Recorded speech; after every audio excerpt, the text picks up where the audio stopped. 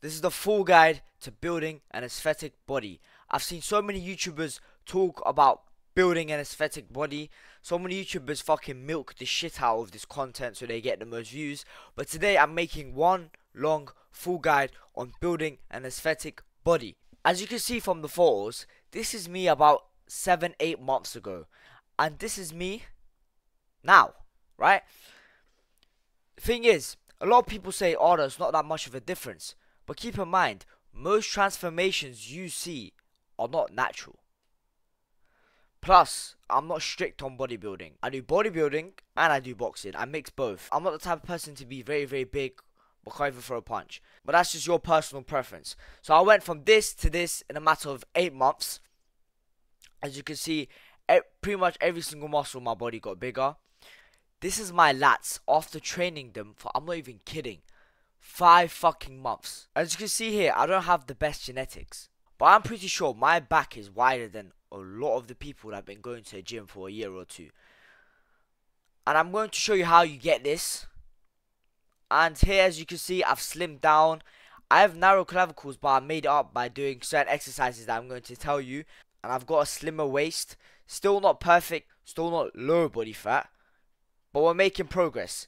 This is me at 15, by the way. And I have a free Discord server, link in description below. And it's for young men on self-improvement. Now, let's get into the video. Most people you watch out there are either taking steroids or they're the top 1% genetics. Here's an example of Greg Doucette. He's a YouTuber, makes videos on bodybuilding. I'm sure you've seen him before. He's the guy that sounds a bit like a dinosaur. No hate against him. But the advice he gives, some of it is not great. Because you gotta keep in mind, this guy was on juice. And he still is. Plus, he's at the top 1% genetics.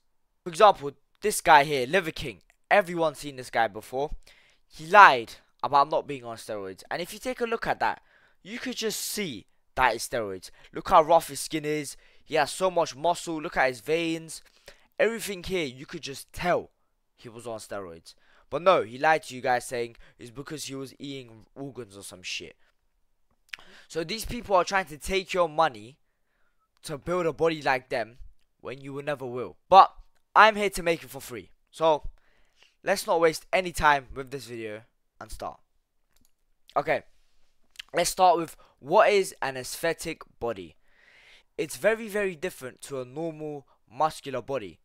The thing is, you could have a very muscular body, and I've seen friends who started the gym and they hit their training split wrong. They work the wrong muscles, and what happens is they look big, right? But they're not aesthetic. People are not impressed by their physique. For example, these two gentlemen on the right, 3 actually, are an example of people with aesthetic bodies. Now, the person at the top has way too much muscle for you to achieve. Even if you can achieve it naturally, it's not worth it. This is too much muscle, but it gets the shape. You see, you need to prioritize the V-taper. So you gotta have 1.6 shoulder to waist ratio. So as you can see, Leon Edwards here, you've probably seen him a lot. He's a perfect example of an aesthetic physique. You need that inverted triangle. You see? And he's quite lean down. He doesn't have excess muscle. He doesn't have massive chest. He doesn't have massive triceps. Everything just looks nice. That's an aesthetic body. And to do that, you need to prioritize certain muscle groups that I'm going to explain later on in this video. And if I'm being honest, the usual purpose of building an aesthetic body is to attract more women. So if you think that you getting juiced up like a bodybuilder and weightlifting so much and getting massive will attract girls, then my friend, you are sadly mistaken. Men's gaze and female gaze are completely different. And when men find out that women don't like massive bodybuilders, they kind of change their training style to end up more of something like this. And as you can see, that's Leon Edwards' brother here. I don't know exactly what his name is, but as you can see, they both got great genetics. The only thing that I see is this guy has more of a blockier waist and shoulders are about the same. So yeah, if I'm being honest, if your purpose is not to attract women, then unless it's for yourself, there's really no need to build an aesthetic body. Because some muscles I train not for the women purposes, but just for myself. I know it sounds corny, just do it for yourself, king. Not even like that. Obviously, I bodybuild and I do sports at a certain degree for the opposite sex, and everyone does that, even if they don't admit it. But some muscles you just like training more. Alright, now we're going to get into the basics. The number one most important muscle for having an aesthetic body is your shoulders. As you can see the picture here, this guy, before even getting to this physique, already had quite a nice shape. Now, what do I mean by this? His chest is already good shape. So he's not developed at all, right? He's still skinny as fuck. But you could just see that if he gets muscle, it's going to fill out nice. He has wide clavicles. Now, someone like me, I did not start like this. I was more of fat, chest is bigger, but gyno here, blockier weights like this, and shoulders are going inside. And a lot of people start like that as well. But as you can see, before he even started, his clavicles are wide. But clavicles you can't change. So it's all your genetics. So you can't change that. But what you can change is the size of your shoulder. That's what this guy did. He trained the side delt a lot. As you can see, it's popping out even more. Shoulders give you the V-taper. If you have small shoulders, the 1.6 ratio will not be there. It just looks dominant, masculine, and attractive. So your number one priority is the shoulders. Now, there's three parts of the shoulder. There's the front delt, which is the front over here. There's the side delt, which is the side. And then all the way at the back is the rear delt. Now, for the front delt, this gets worked so much in any kind of pressing variation. Usually gets worked a lot in bench press, incline press, and shoulder press. I recommend you do 3 to 4 sets, 12 plus reps. Just make sure you're not going over 30 reps and you're not going under 12 reps. So you properly stimulate hypertrophy. But if I'm being honest, this is not that important. The more important thing is that you fully hit the muscle. So most people will get a higher weight and ego lift and they feel their spine when they're meant to work their chest. Trust me, it's happened to me before. Lower the weight and make sure you feel the contraction on your chest. So the front delt is not that important. Side delt. This is by far the most important part of the shoulder for giving you an aesthetic look. It's what gives you the illusion that you have a V-taper. Because imagine a V-taper, right? Your waist is meant to be as small as possible and your upper body is meant to be as wide as possible. Increasing the size of the side of the shoulders, your upper body is going to look wider. So with the side delt, the most important thing for giving you that golden ratio look is by doing lateral raises. Cable or machine is preferred. I found that I have quite strong traps compared to my side delt. So when I do dumbbells, even with correct form, it will just work my traps more automatically. So then I use the machine and it worked my side delt a lot more. Cables are really good as well. Ideally, you want this to be 4 sets, 12 plus reps. And I recommend it be even more than 12 because it's lateral raises. You want high reps, high frequency, train to failure or at least close to failure. Because it's not a massive muscle. And the best way to do lateral raises is actually rest pause training. If you don't know what that is, it's basically you do a set, let's say you hit failure, you rest 10 seconds, 5 reps, rest 10 seconds, 5 reps. And this is just an example, but you could do something similar to that. You could be resting 20 seconds, 30 seconds, but then just go all the way failure, rest. That will blow up your shoulders and you will get a mad pump with that. Now, with the rear delt, often gets neglected a lot. And it got neglected by me until very recently when I realized how important it is, not only for aesthetics but for your posture in general. So it gets worked with pretty much any pulling variation. So with any push variation, the front delt gets worked. With any pull variation, the rear delt gets worked. But the thing is, the rear delt doesn't get worked that much with these pulling variations. So pull-ups, seated cable rows, stuff like that. Rear delt gets worked, but not enough. So I recommend you do face pulls, not often, maybe twice a week, 3 sets, over 12 reps. And if you don't know what these exercises are, literally just search them up on YouTube. For example, face pulls, how to do it, or something like that, if you don't know the exercises. This video is not how to do these specific exercises. I'm going to go to the gym and show you. Those are for the bodybuilder YouTubers that you could go watch. I'm here to give you practical advice that you could use in your day-to-day. Train the shoulders at least 2 to 4 times a week. Most people want to get big shoulders, but they're training it 1 to 2 times per week. How do you expect a muscle to grow when you're barely training it. It's simple common sense. But I see so many people in their split that would work shoulders once a week. How do you expect them to grow to optimal levels when you're not training it enough? Because trust me, shoulders has always been a lagging muscle group for me because I have narrow clavicles, right? So I have to train it more. I never go less than 2 times a week.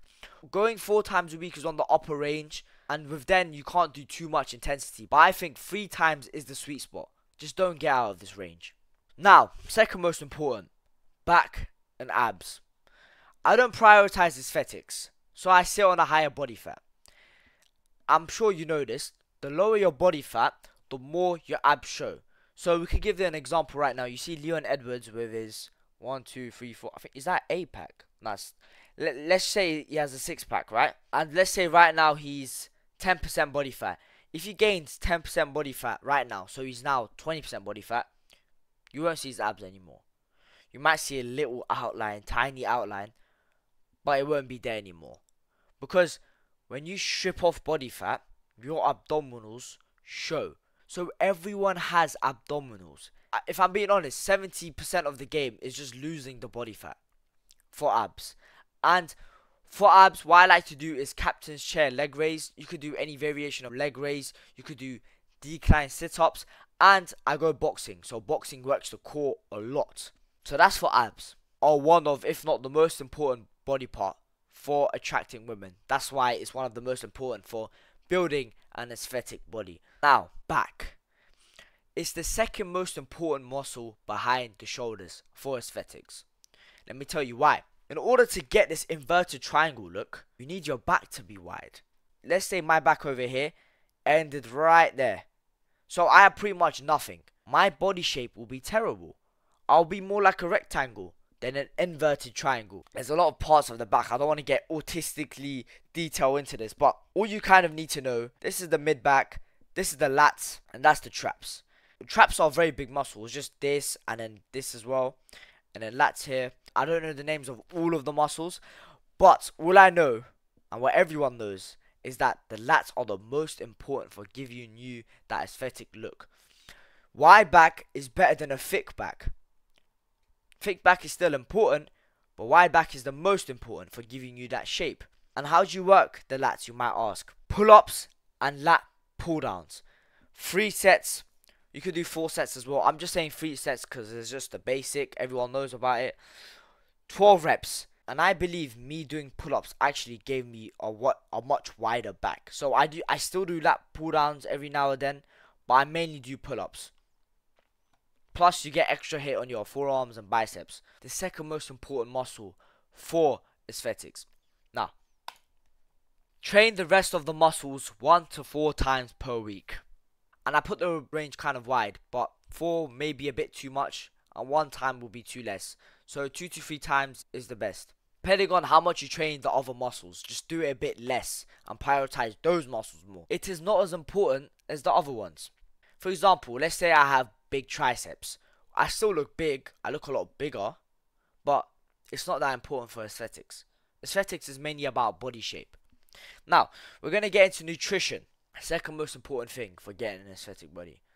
I want you to remember this when you get off this video. Do not dirty bulk. And for some reason these things are switched. You might think that it's like this side, but it's actually up, down, up, down.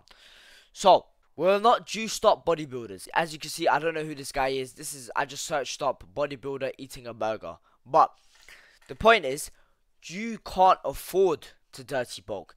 These bodybuilders are injecting TRT, testosterone, whatever the fuck, into their veins. So they don't need to be eating healthy. As long as they get their protein, they're fine. All they need to do is maximize muscle protein synthesis. They don't care about their hormones because they're injecting it. Since we are natural, we need to eat foods that support our testosterone production and muscle, and obviously muscle protein synthesis. Having more testosterone will help you more with your muscle growth. So you need to be eating foods that support your testosterone production. So it's not just about protein, bro. I see a lot of people eating triple cheeseburgers from McDonald's. It was definitely not me, guys, 1 year ago, saying that I hit my protein goals, and I was wondering why I was fat as fuck and unfit. Anyways, here are some examples of foods that you should eat and are very good for your test production. Brazil nuts has a lot of selenium, has a lot of fat. I don't want to get into the specific nutrients, but pretty much any kind of nut, pause. But pistachio, cashews, walnuts, almonds, they all have their unique benefits. So eat them.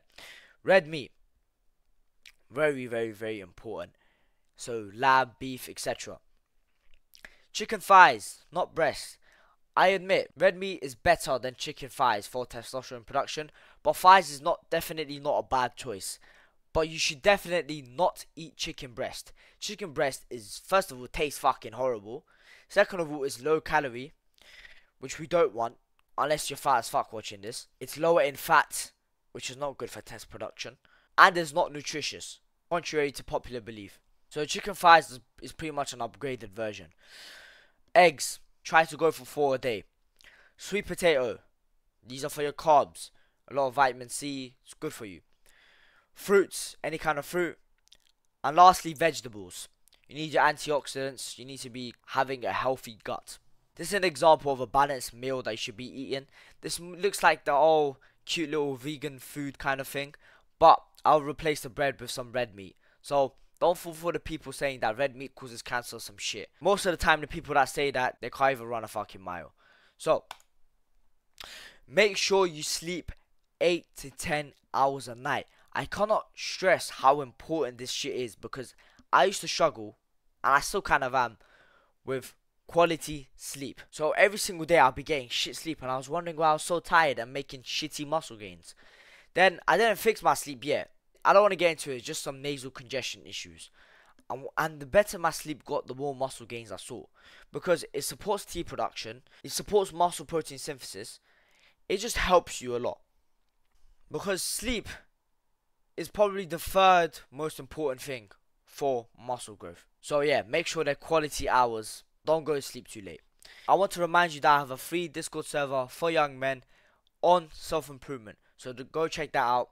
Link in description. Comment down below if you want to see more full guys like this, and I'll make more of them. That's been Team 2MS Harder. Bye.